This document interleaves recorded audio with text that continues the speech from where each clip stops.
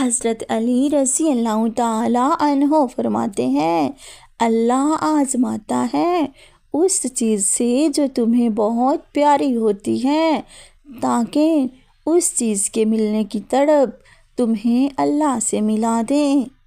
سچائی ہمیشہ خاموش رہنے والے انسانوں کے اندر ہی ملتی ہے، جھوٹ بولنے والے تو ہمیشہ شور مچاتے ہیں۔ تمام رشتوں میں سب سے کمزور رشتہ تمہارے جسم اور تمہاری روح کا ہے، نہ جانے کس وقت اور کہاں ٹوٹ جائے۔ وہ لوگ حقیقت کو قبول کر لیتے ہیں، انہیں ہمدردی کی ضرورت نہیں رہتی۔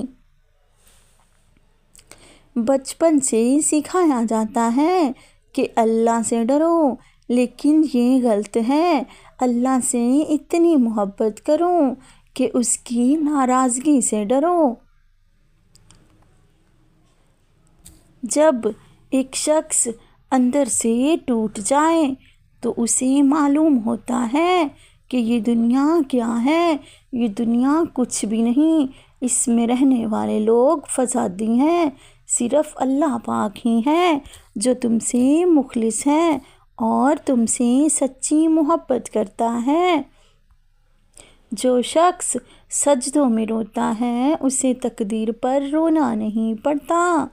اپنے اندر پرندے کی طرح عاجزی پیدا کرو جو آسمان کی بلندیوں کو چھو کر بھی اپنی گردن کو جھکائے رکھتا ہے۔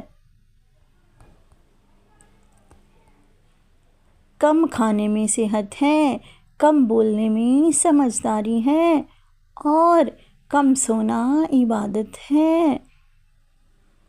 اپنے دوست کے دشمن سے دوستی مت کرو، ایسا کرنے سے تم اپنے دوست کے دشمن بن جاؤ گے۔ دنیا والے ایسے سواروں کی مانند ہیں جو سو رہے ہیں مگر سفر جاری ہے۔